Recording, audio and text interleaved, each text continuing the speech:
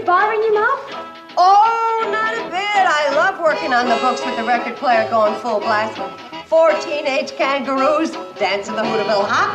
Well, we're just practicing for the dance next week. Well, come on, Mrs. Bradley, do the hop with us. Oh, not now, kids. I think I got it worked out. Let's see, 22 and 11, 34. Yep, there it is. Mom, 22 and 11 are 33, not 34. Yeah, but 34 makes the books balance. You gotta know when to leave well enough alone.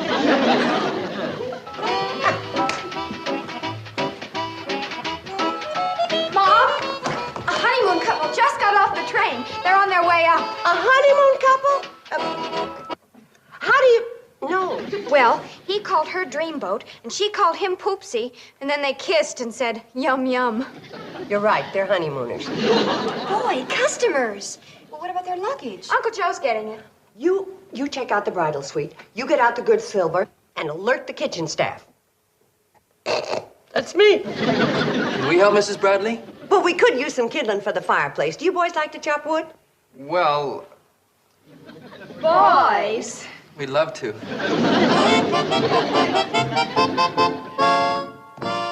Greetings, folks, and welcome to the Shady Rest. Oh, Emily. Kate! Emily Hoskins! Oh, of all people! Oh, now it's Emily Mapes of all people. Kate, this is Avery, my husband. We are on our honeymoon. Betty, you were right. How do you do it? Years of experience. So nice to meet you, Avery. You Georgia peaches. You always did get the pick of the crop. Well, thank you. You know, Emily and I have been friends ever since she'd left the magnolia blossoms and honeysuckle country and moved here to go to school. Do you know how long ago that was? Well, it was at least... Well, let me put it this way. So you kids are on your honeymoon. Congratulations. Well, thank you, Kate. And I'll let you in on a little secret. Even at our age, marriage is exciting. The only problem is, now when I carry my bride over the threshold, I need help. Don't look at me. I only carry luggage. Well, darling, I'll go on upstairs and start to unpack. You and Kate must have a lot to talk about. About 20 years worth, darling. Oh, Kate, you don't know how wonderful it is to see you again after all these years. It's wonderful to see you too, Emily. Well, enough of the small talk. How did you meet him? How did he get you to fall for him? How did he get you to marry him? And how come it took you so long? Avery is quite a man, isn't he? Well, strictly from a spectator's point of view, I'd say yes. Tell me what happened. Oh, we met at a church social last year. He was a widower and I was a widow, and we were both lonely, and the first thing we knew, we were married. And you know something, Kate? It could happen to you, too. Me? No. I got children to raise, and I'm busy working 24 hours a day running this hotel. Besides, I think I'm too old to think about romance. I had children to raise, too, and I was busy myself running that dry goods store Warren left me. And if you tell anybody, I'll deny it, but I happen to be 7 months older than you. Oh, I never think about age, but you happen to be 8 months older. Anyhow, I don't think I'm as romantically inclined as you Southern belles. Okay, it has nothing to do with geography. It has to do with being a woman. Yeah, I know you mean well, Emily, but I know what's best for me, okay? Kate, I don't know what I'm going to do with you. Even in school, you were a stubborn young kid. Oh, I've changed plenty. Sure you have. Now you are a stubborn old kid. But I'm not giving up on you. If you remember, there was one kid in school that was even more stubborn than you. I remember. You. Right. Well, then why not? You were older.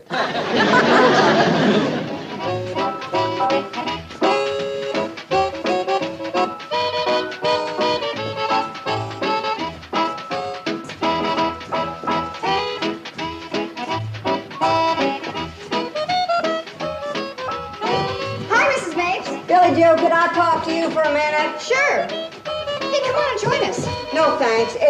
You see... Come on, it's fun. Oh, okay. Say, this is fun. It's called the Hooterville Hop. What do you want to talk about, Mrs. Mapes? Your mother. She has a problem with men. What's that, Mrs. Mapes? I said your mother. She has a problem with men. Mrs. Bradley? Men? Which man? Let's go up to my room. If we're going to talk about Mom's private life, let's do it where it's not quite so public. She,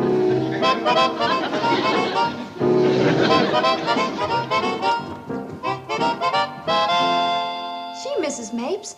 If Mom's unhappy, she sure doesn't act like it. She's so full of fun, and she's always laughing and kidding around. That's right. Mom's one of the happiest people you ever saw. Now, yes, while she has you girls for company. But how's she going to be in 3 or 4 years when you've all gone off someplace and got married? 3 or 4 years? Who's going to wait that long? My point, exactly. It could happen tomorrow. Yeah. You know, Mrs. Mapes is right, Billy. When we're gone, it's just going to be Mom and Uncle Joe. And how many games of checkers can she play? Poor Mom. Why don't you talk to her, Mrs. Mapes? I've tried. I love your mom just like you do. But she won't listen to me. Your mother is, shall we say, strong-willed. We just say she's stubborn. If she's going to find that road to happiness, you girls are going to have to help her. You mean help her in the direction of the right man? Exactly. So it's up to you. All right. I suggest we go straight to Mom and make her change her mind about finding a man. Oh, you gotta be kidding. Us make Mom change her mind? Sweet, lovable, muley Mom. Oh, come on now. She'll listen to reason. Sure she will. So you do the talking. Me? Wait a minute now. You know how muley Mom is. It's too late. You're stuck. I second the sticking. Keep talking, Bobby Joe. Your suggestion is very interesting. Billy Joe and Betty Joe didn't think you'd listen, but I knew that if the facts were properly pointed out, you'd want to get interested in a man. Because, you see, we've decided what you should do with your life. I see. And I was elected to make the suggestion. I have another suggestion. Go ahead, but this one better get off the ground. Well, since the direct approach doesn't seem to work with Mom, and I speak from bitter experience, I say we trick her. Hey, you're right. We'll have her walking arm in arm with the right man before she even knows she shook hands with him. And we'll find him. How? Mom's not going to go out and try to hook a man on her own, and there are no fish in these waters. So what we've got to do is stock the pond. Hey, that's a wonderful idea.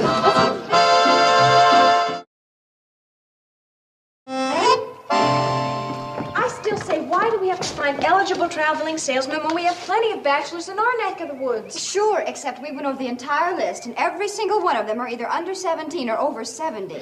Uncle Joe, have you heard the cannonball whistle yet? Not yet. What are you girls aiming to do? We're going to prove it takes 4 to make a marriage. 4? Sure, an available widow and 3 anxious daughters.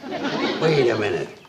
Do my ears deceive me? Are you girls trying to find a man for your mother? Sure, Uncle Joe. We've got to help her build a bright, happy future. What are you talking about? Your mother's the happiest woman in the world. Now, yes. But what's it going to be like for her when we're gone? That's no problem.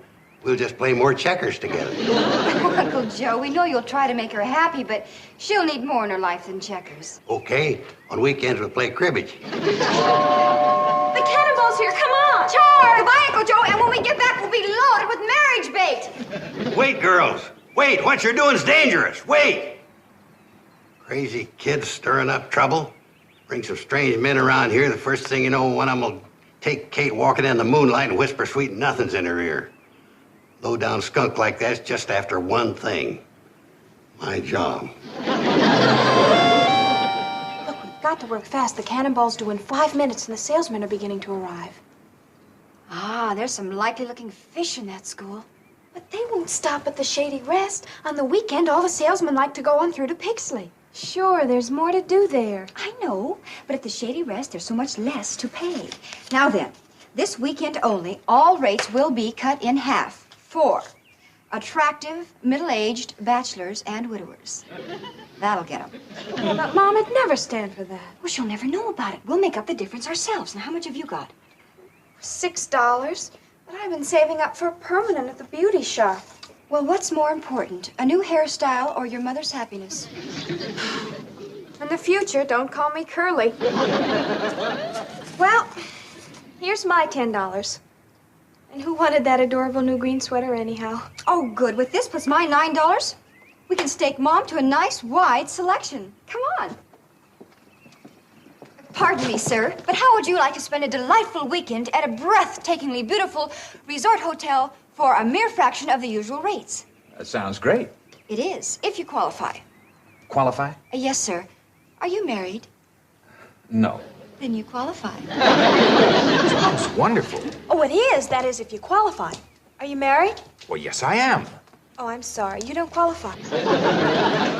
I've been a bachelor all my life. You qualify. Oh, pardon me, sir, but how would you like to spend a fun-filled weekend at a lively resort hotel? And if you qualify, you... Reverend Mims! Hi there. How's Mrs. Mims and all the little Mimses? Just fine, thank you, just fine. Billy Joe Bradley, what's all this about a fun-filled weekend at a resort hotel? Oh, nothing at all. I was just kidding around. Reverend, it was very nice talking to you, and I'm looking forward to hearing your sermon next week. Yes, that might be a good idea. Pardon me, sir, but how would you like to spend a fun-filled weekend at a breathtaking hotel?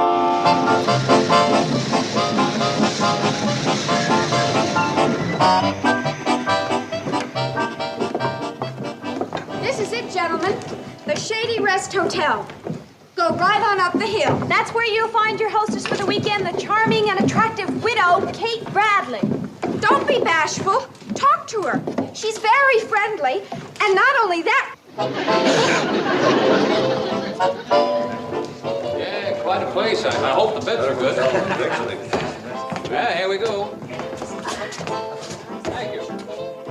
How do you do?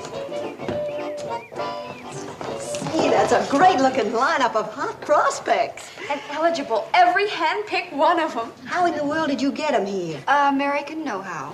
Well, however you did it, and I'm proud of you. Now, if your mother will just show something. Isn't this wonderful, all these new guests? They're all men. And all single. What's that? I mean, they look like wonderful guests. Every single one of them. Oh, well, I gotta go fix dinner. Oh, no, Mom, we'll do that. You're going to be too busy entertaining the guests. I am? Mm-hmm. Well, sure, Mom. We haven't had this many guests in such a long time. And you've got to make sure that they feel right at home. I do? Of course you do, Kate. But you're not going to do it in that dress. I'm not? Well, no, certainly not, darling. You come on upstairs with me. I have a knockout of a dress for you. It's an original from Cleveland. What's wrong with this dress? Oh, it's all right, Kate. It just isn't you. Keep your fingers crossed. Operation Manpower is underway.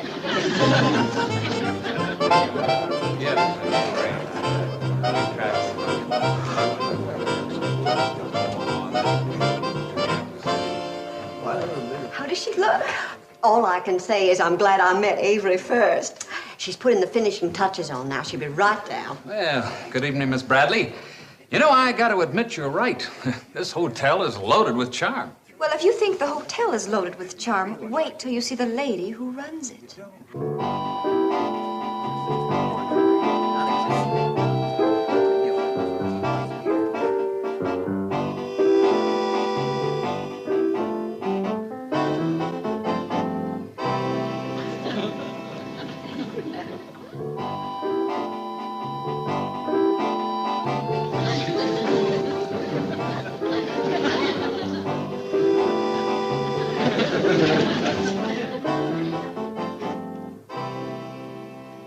Good evening, Kate Bradley. I'm everybody. I mean, good evening, everybody. Well, you all know who you are. Kate, you look lovely. Lovely isn't the word for it. Oh, well, Right. The word is wow. oh, you're... Good evening, Mrs. Bradley. I'm Wilbur Spriggs. I'm in farm equipment. I'm Grover Woodstock. I'm in hay and grain. Well, I'm in luck to have such charming gentlemen as my weekend guests. My name's Tom Hartley, and it's a great pleasure to be the guest of such a charming lady. Thank you. Just look at Mom, Uncle Joe. Isn't it wonderful? Wonderful. Ridiculous. Flock of middle-aged roosters crowing over the only chick in the barnyard. Oh, Uncle Joe, let her enjoy herself. After all this time, her sociable instincts are beginning to show. You know, small wonder in that dress. Dinner is served. Come on and get it, everybody. May I escort you into dinner, Mrs. Bradley? Well, Now, just a minute. I thought I was to have the pleasure. Please, let's not overlook the delegate from the hay and grain business. Well, gentlemen, I have an idea. Why don't we all go in together? Oh, well, that's all very good.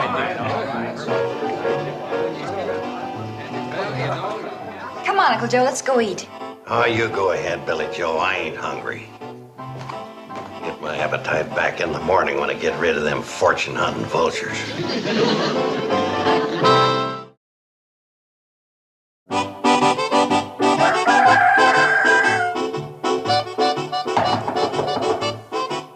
Come in.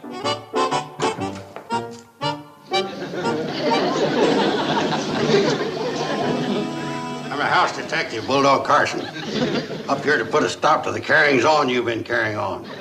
What's that? Now listen, this is a respectable hotel. And we don't put up with mashers like you pestering the elderly lady that owns this place. Oh, Folly. The complaint is you've been following her. Hey, hold on. I don't know what you're talking about. You know what I'm talking about. Mrs. Bradley, the heavily made-up woman with the gray hair. Oh, I forgot this week she's a blonde again. Now, wait a minute. We're on to your type, you low-down gigolo. Take my advice. The next train goes through here in 20 minutes. Be on it. Look, if you don't get out of here, I'm gonna... You and the rest of them scoundrels better be gone pronto. Remember, I'm packing a blackjack here and a heater here. You're not messing with kids, you know. This here is Bulldog Carson himself. Come on, Bulldog, back to the kennel. Mr. Woodstock, I don't know what's been going round in my uncle's head, if anything, but please accept my apologies. Oh, that's all right, Mrs. Bradley. I should have expected it. This whole deal was wacky from the start. Am I married or single? Reduced rates for bachelors and widowers? It's beyond me. Married or single, reduced rates for bachelors? Why, those little rascals. They sure are, Kate. All them others and this one, too. No, Uncle Joe, not them, the girls. Why, they cooked up this whole thing to push me into romance. I could have told you that, Kate. I got an eye like a hawk. A minute ago, you were a bulldog. Mr. Woodstock, would you mind meeting me on the porch in an hour? Sure, Mrs. Bradley, but... I'll round up the other gentlemen. We'll have a little powwow. Together, we'll strike a blow for the older generation. Come on, Uncle Joe. Okay, Woodstock, I'm through with you. You can go back to sleep now. Come on.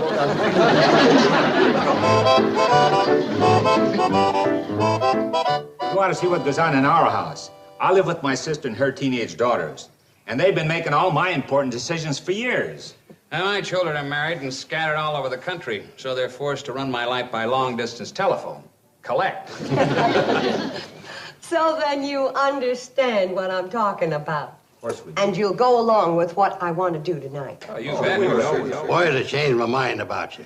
Any group of grown men who's scared to death of teenagers can't be all bad. Say, where do you suppose Mother's been hiding all day? I don't know, but I sure hope she's out with those fellas. That'd be great. I hope she's been out with just one of them. That'd be even greater. Yeah. Hey, you know that tall one with the gray hair? I think he's really attractive. Girls, come quick. Your mom's gone plumb love loony. Oh, Uncle Joe, what's wrong with her? What happened, Uncle Joe? It's too brain-shattering to describe. You'll have to come to the lobby and see for yourselves. Uncle Joe!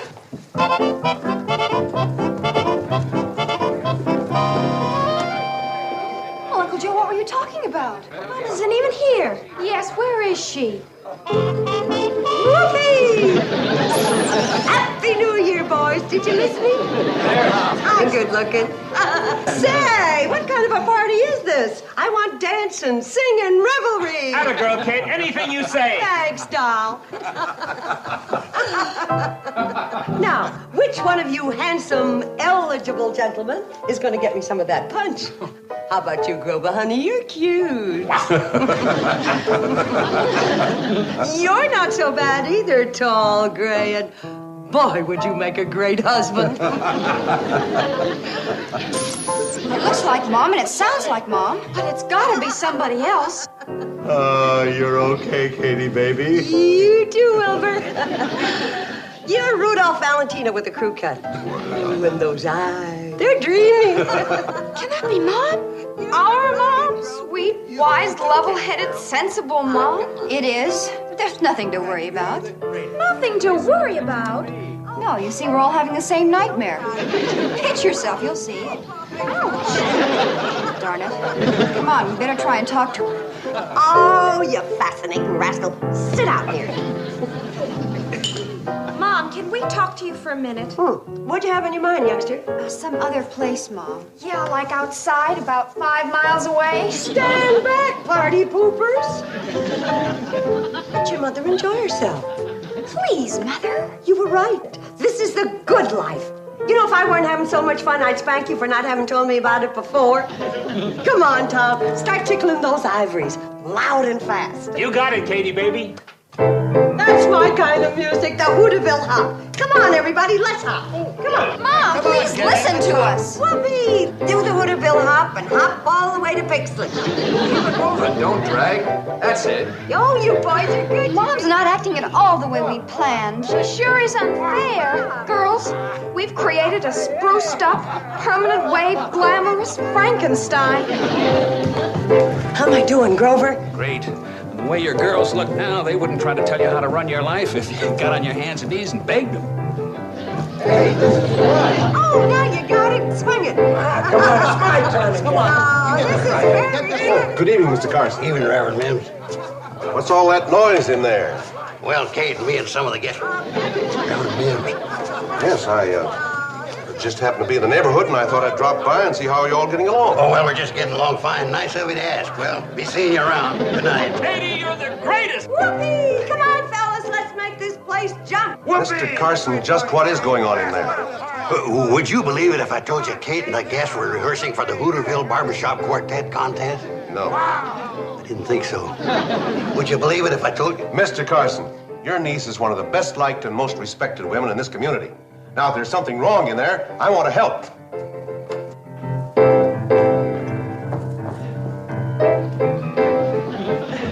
Reverend Mims. How nice of you to drop in. What's new?